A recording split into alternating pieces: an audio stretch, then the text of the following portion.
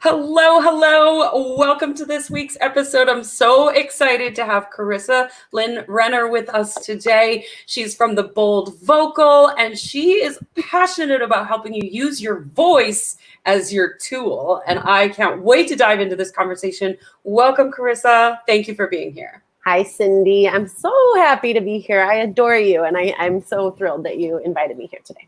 I love it. So just tell us a little bit about yourself, what you're doing in the world, and what your idea of self-mastery is. Ooh, yeah, that's good. So I'm what people would probably call a vocal coach in a traditional sense, but I have started really moving out into a more of a transformational coach space, because as I worked with singers and with my own self-mastery over the years and mastering my own singing voice, I realized that there is a huge connection between your well-being and the way that you use your voice, and that we can intentionally use the voice as a tool of self-mastery, even if you have no intention of ever singing in front of anyone. It's really cool. It's connected to your vagus nerve, which is interfaced with your parasympathetic nervous system. So the voice and the breath can combine to create this really calming and lovely energy shift that we can do on, like that. You just have to know how it works. So that was kind of a byproduct of just learning to sing. And I've always used music to process my emotions, to process my world. And as I started working with singers, what I realized is that it's often, like more often than not, it's not their voice that's holding them back. It's rarely a vocal problem. And sometimes it is, but rarely. It's usually has to do with mindset or a nervous system reaction to anxiety or to fear surrounding something. So what I found myself doing was mostly sort of life coaching singers into singing better and believing that they can. And that has morphed into what I really think my calling is, at least at this moment in my life, which is to help women in general develop their own sense of power through their voice. And self-mastery for me is an energy thing. It's an energetic practice, because it's absolutely tied into the mind and the thoughts, because I'm someone who's really battled anxiety and depression throughout my life. I have a lot of traumas, like micro traumas that added up over time and kind of put me in this very dark spot. I've experienced some pretty severe loss in my life and as a young person. So my journey of self-mastery really came from learning to heal, and then learning that I actually have a say in some of those states of mind and some of those states of being, which they don't have to like rule you. Oh, yeah. I love that. I love that. There's so much gold in what you just said. Which rabbit hole do I want to go down?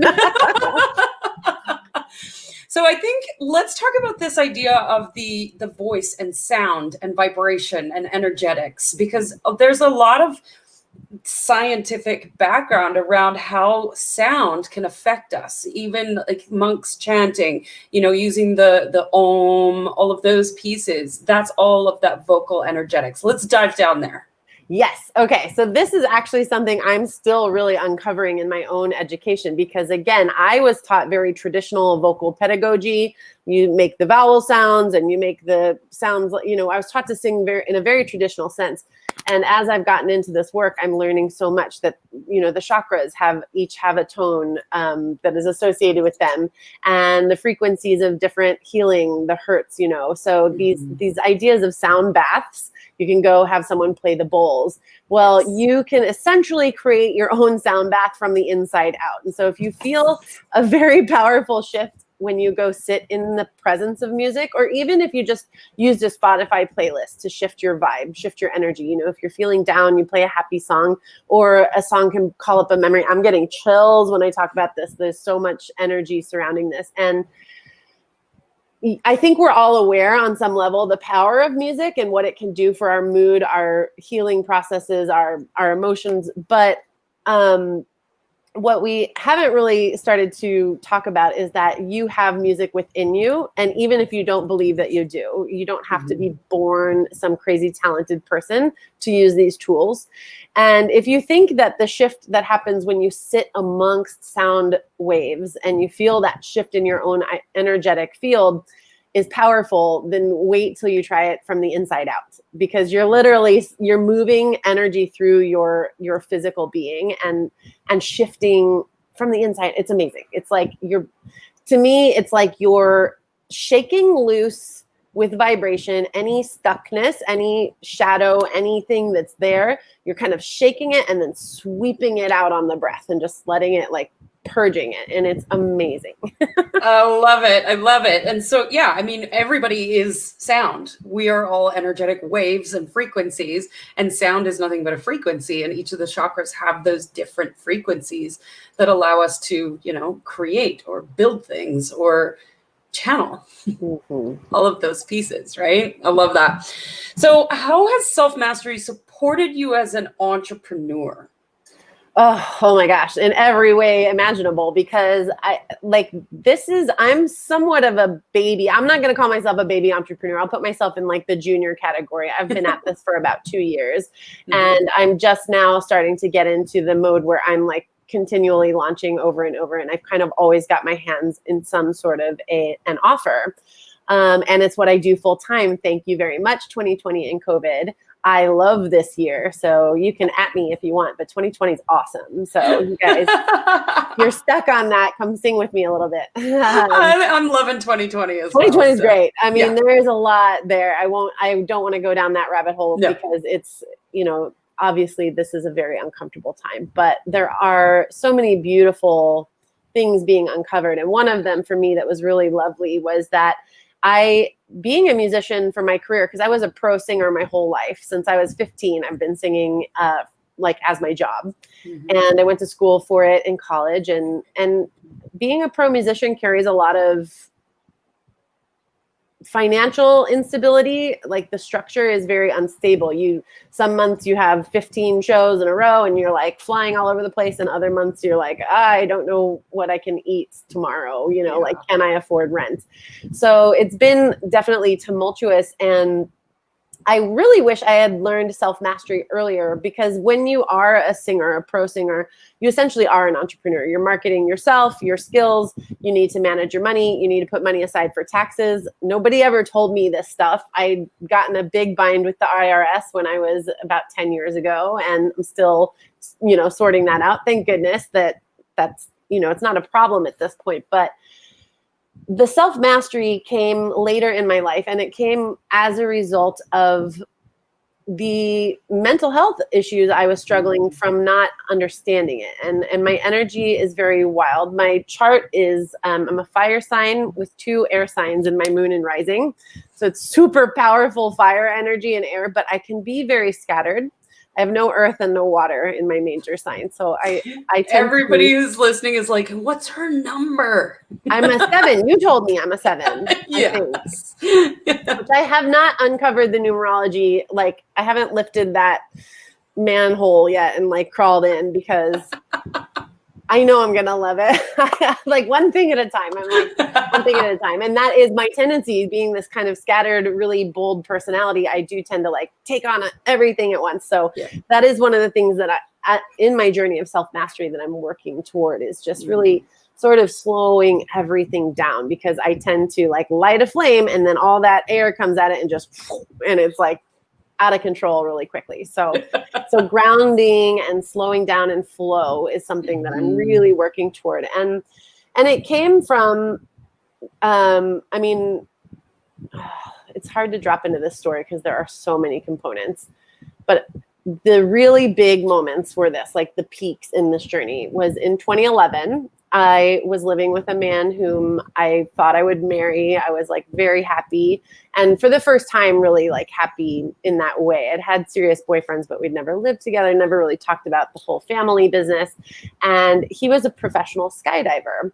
And I never really thought much of it, because my dad was a pro race car driver. I've been around these extreme sports people kind of my whole life. I was skydiving for a while. And so it just never occurred to me that anything could happen to him. And it did. So he was in an accident with another instructor. And it was sort of like a car accident. It wasn't, there was no like crazy hot dogging going around. He didn't do anything stupid. It was just, they didn't see each other in the landing of their parachutes and they collided. And that caused their parachutes to tangle and they both fell and perished in the accident. So that was in 2011, and it was just this day of my life that was, my best friend was on the way from St. Louis, Missouri, where I was born and raised, to meet my boyfriend for the first time. She'd never met him. It was like, this is serious. I want you to come meet him, come stay with us. So she was on a plane when he passed away and coming to stay with us in our home. And thank God for that. And I don't use those words lightly. I don't even use the word God all that often, but that's the only thing I can really attribute is that like when this day of my life, this worst day of my life happened, my best friend like got off a plane and caught me, you know? Yeah. But yeah, so it was like this crazy moment where I was running the shower. I was running around in my bathrobe and the phone rang and I got this call and I immediately went to like, well, what hospital do I go to? And his boss, you know, was like, no, you don't go anywhere. Stay. Someone's coming to you. And so I went through this process of losing my lover I was 28 at the time, and he really didn't have family here. So I had to do all the things myself. I had to manage his belongings and his final paycheck. And they brought his clothes to me in a biohazard bag. I got his death certificate. Like it was like I was the person. It was insane. And I got through it with a lot of strength. I'm a strong person. I moved in with a girlfriend of mine for a while before I found a permanent house because I couldn't afford our place together. And so I moved in with a girlfriend and she was wonderful. She just took me in, took care of me. So fast forward many, many years, like 8 years maybe. So now we're in like 2016. So what is that? 11 to 16, 5 years, 2017, 6 years, something like that. And I was in the perfect relationship with a guy in La Jolla. We had this cute little beach cottage and, you know, it was like the white picket fence and everything looked peachy. And I was miserable, just so unhappy. And I couldn't tell you why. I really couldn't tell you why. And mostly it was that I had been really numbing a lot of that pain from that loss. I had not really handled it at all. And I didn't go to therapy until a couple of years ago. I like never dealt with it in the way that I thought I was dealing with. I thought I was fine. I was like, I'm fine. I picked up, I was strong. I was like, I got this. I'm moving on. I did it all by myself. And it's like that American quality of like hardiness, bootstraps. And so when I broke up with my ex, who was a wonderful person, and I feel terrible that he kind of ended up in this sort of the crossfire of my own life. As I left him, I moved back in with my friend who had housed me after Chris died. And I kind of was making this joke. I'm like, oh, it's like you're my halfway house between men. But then I was like, God, that's so sad.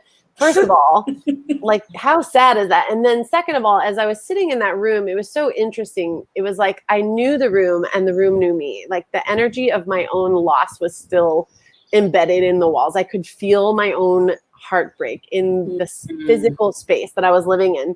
And it sort of was that wake up moment where it's like, I'm literally moving backwards in my life. I'm back where I started 6 years ago in this super sad space. And her house is lovely. It's not her. It was me. Yeah. So at that point, the serendipitous moment that happened was that I didn't have Wi-Fi that worked well in the room. And what I used to do one of my numbing tactics throughout all the pain in my life was to just veg out on Netflix. I was always streaming TV and just checked out, eating a burrito, whatever. I think a lot of us use that as a tool. Yeah, totally. I mean, that is the SoCal numbing mechanism, a California burrito and some Netflix. So as I was unable to do that because there was no Wi-Fi. So what I found myself doing is when I had a day job at the time and I would go into work where there was Wi-Fi and I was like, well, maybe I can download some podcasts onto my phone and I can listen to this instead of TV. And then I was like, I feel like I need to make a change. Maybe I will try to find some yoga on there, which I was not successful with. I didn't find yoga, but I did find a podcast called Yoga Girl, she's a huge Instagram person. I didn't know that when I found her. It was just by searching yoga. But she started talking in her podcast. She talks about grief a lot. She's lost a best friend and some very close people, and sort of that same thing, young death, tragic, fast. She talks about healing a lot. She talks about energy a lot. So I started stepping into that conversation through her.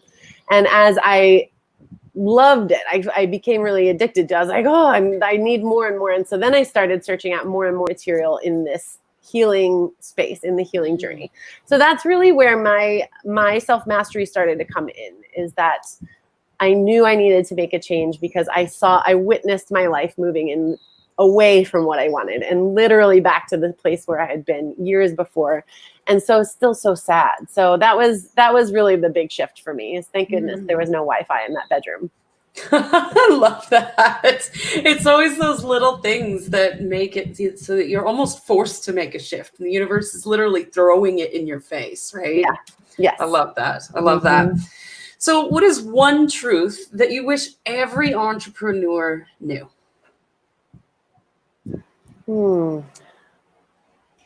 I think that, your power really comes from within. And even I struggle with this. I think we all doubt ourselves from time to time, but it's one of the reasons that I love the voice, because it is like your thumbprint. It is so unique to you, and it cannot be replaced by anyone else. Once you're gone, your voice is gone, except for your recordings and things, which is it's an amazing thing that we have these podcasts and these ways that we get to like sort of put ourselves in a time capsule.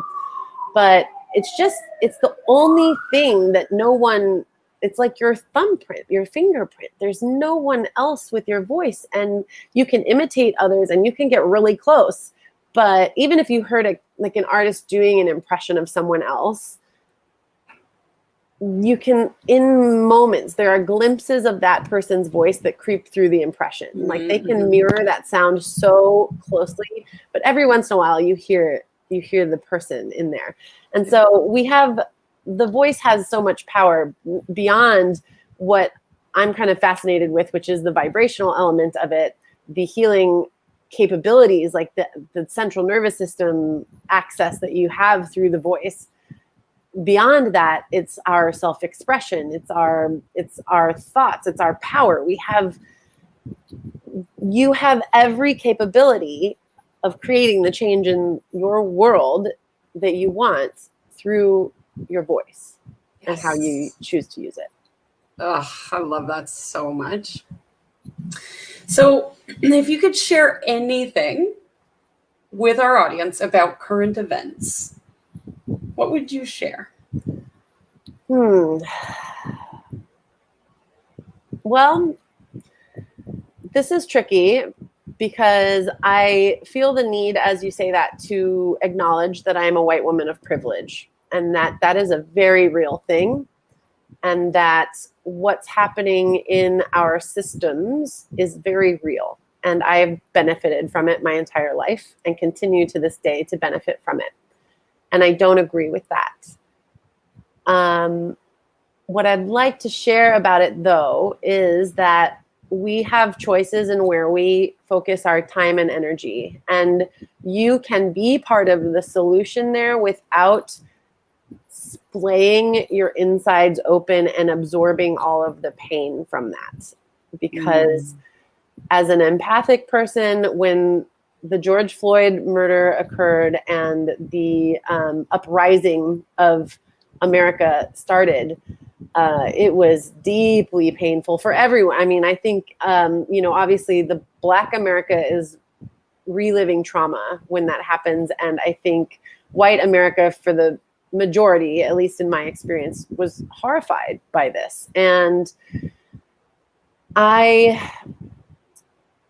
like to say that you don't have to throw yourself on the cross in order to be of service to the movement that you want, because you cannot help from the same energy of the problem. So if we're absorbing all that pain and we're feeding into the fear and the aggression, and it almost feels like we're heading toward a civil war, and that's terrifying. And we feed that. So this is one of the reasons that I'm shifting away from working with exclusively singers, although I love singers and I will always want to work with singers. But why I want to find women in particular who are called toward leadership, who are called toward self-expression, is because I'm really someone that likes to approach things from the ground up. I think raising the next generation of humans in a very intentional way is very important. I think using our influence and our money toward the causes that we believe in is more effective in some ways than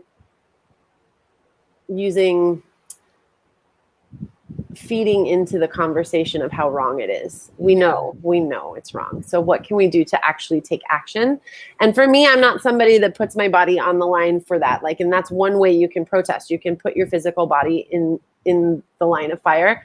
But for me, I know I'm much more powerful with my voice and with my action. So I think we're being told that we're expected to do A, B, and C in order to be an ally, in order to be part of the change. And I just want people to know that being an ally can look a lot of different ways. And definitely we should be listening to people of color as they ask things of us and be of service to that.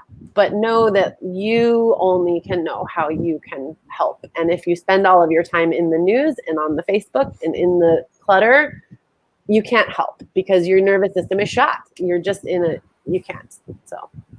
And maybe you need some sound to clear some of that out.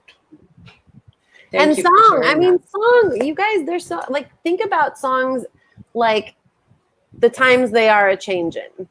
Think about songs, Got to Be Some Changes Made. The Staples singers were like these amazing this activism happening through the art of music. So your voice can, and imagine the lives that song, like the Dylan song, has touched. The Times They Are a Changin'. Imagine that song is 50 years old, 40 years old. I don't know. I don't really want to do the math, but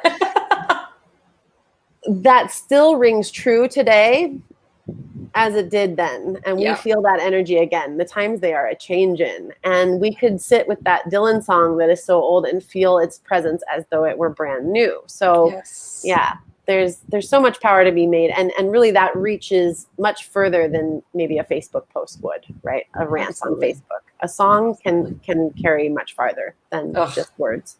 I love that. I love that. So you have a free event happening September 17th. Tell us a little bit about that. Yes. Okay. So this is called Find Your Authentic Voice.